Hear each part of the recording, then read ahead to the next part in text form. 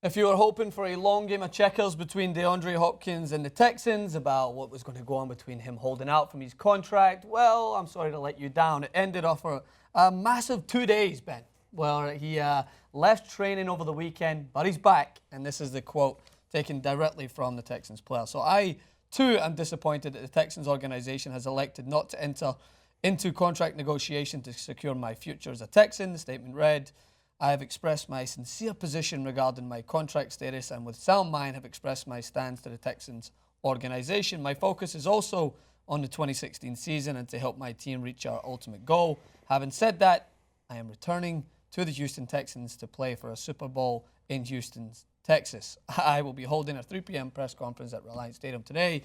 We're excited about returning to the team and grind this camp. So, again, we're going to go into this conversation about whether or not players are within their right to ask for more money when they enter into these contracts, specifically when they are a lengthy contract. Hence why I think in other sports like basketball, players are starting to be a little bit more intelligent where they're doing the one and done. Where if they are a valued player and they know that they can eventually go on and make more money each season, Kevin Durant, LeBron James, they enter into the one and done. Whereas in American football, we see these lengthier contracts, and as we'll talk about with Antonio Brown, he's kind of on the opposite end of the spectrum. He is as valued to the Steelers franchise as probably LeBron is to the Cavs. Unbelievable receiving yards last year.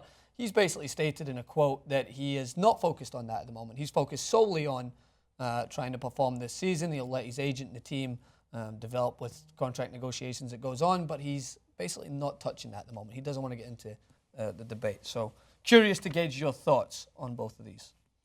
I'm on the side of the player every time, just about. I mean, it's, you get to hold out and then people get mad at you, but I don't care. Fans don't know what they're talking about, and neither do we. I mean, but these guys are out, what's different than LeBron or Kevin Durant, obviously, is the unbelievable injury risk that DeAndre Hopkins and Antonio Brown take every time they play. The Steelers, both those guys, I think Hopkins has returned some punts, but Brown definitely is back there. He's returning punts sometimes too.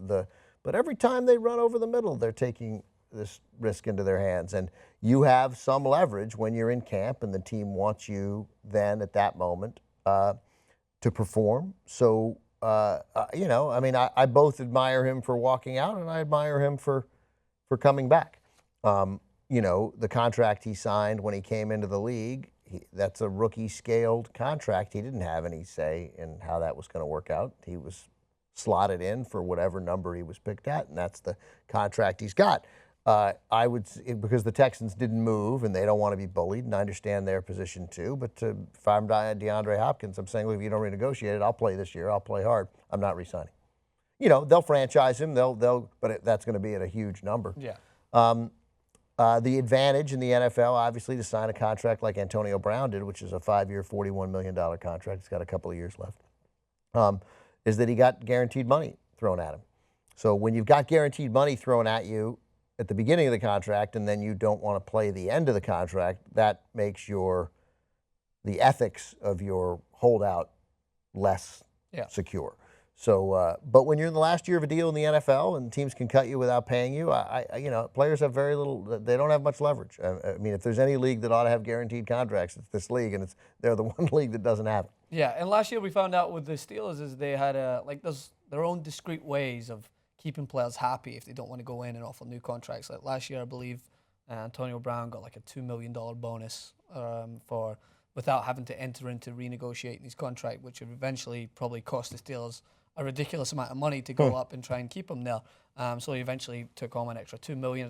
I don't understand exactly how they put that into his clause, but there's ways around it. But I'm on the same boat as you. Is that I think that in a sport like the NFL and in the NBA at times, is that players, they don't get enough value from the franchise because that franchise is a huge money-making scheme. And when these players start to perform above the level that they are initially signed at, there is little to no benefit to them getting it from financially. But we're in this sort of populist, where Donald Trump has exploited this populist anger throughout the country, and Bernie Sanders tapped into it in a different way, different people. But like we're so angry at people with money, and it is and sometimes that makes sense if they're gaming the system. Yep. But like to turn it to baseball just for 1 second, because it's sort of in the same vein. Catcher for the Brewers who got traded to the Rangers today, Jonathan Lucroy. He was traded to the Indians yesterday, but he had a no-trade clause for 6 or 7 teams, and the Indians were one of them, and he exercised it because he wanted more money. He's on a great contract, very cheap next year. He's super productive. And there was, Indians, how dare you don't want to play for us? That's how, hey, man, he's got a no-trade clause. Like, all he's doing is, you don't have a lot of opportunities to look out for yourself in sports. And when guys take advantage of it, I'd take advantage of it. I'm sure it's not that he didn't want to go to Cleveland. He's like, well, I have an opportunity here to extort $3 million more from you or something. Yeah, exactly. So I'll do it. Yeah. As it turned out, he's not going to get it, but he is going to go to another winning team. He's going to go to Texas. No state income tax there. So, yes, they know what they're getting when they sign the contract. If you've taken the guaranteed money, I feel a little bit differently about it, but I'm 100% on DeAndre Hopkins' side. And I think you touch on an important point, which is the idea that most people are angry at those that are rich simply because they take them in the same scale as themselves, right? So if I work in a middle-class job and I see someone complaining about not having as much money as they deserve in that sport, I immediately say, oh, what, you're going to wipe your tears away with 20s instead of $100 bills? Like, get over it. What are you doing? You're pathetic. But then one thing that is hard to do because people just aren't willing to is stepping outside of that, the zone that you think you're in, and realize that these players, they're in organizations that exploit them to make billions, to make just a ridiculous amount of money, to the point that those players are just treated like statistics, that they can move back and forth. So a lot of the time, because they're sports personalities, most people think they should just enjoy playing the sport and not worry about anything else. But these guys, as you mentioned, they're putting their bodies on the line, especially in the NFL. They should make the money. It's their job. They could get traded at any moment. I mean, imagine going through life knowing that at any moment you can't come into the Turks anymore. You've been traded to Pop Sugar. Nice. Right? How does that deal look? Right, How much am I making? And Will Leach wrote about this today, and there were reporters hounding you and asking you questions about the whole time. You had to, it's just not that big a deal. This is I don't know I wouldn't necessarily use the word that these players are exploited, but they are. This is a mutually beneficial system, and when they decide that you're no longer beneficial, you're gone.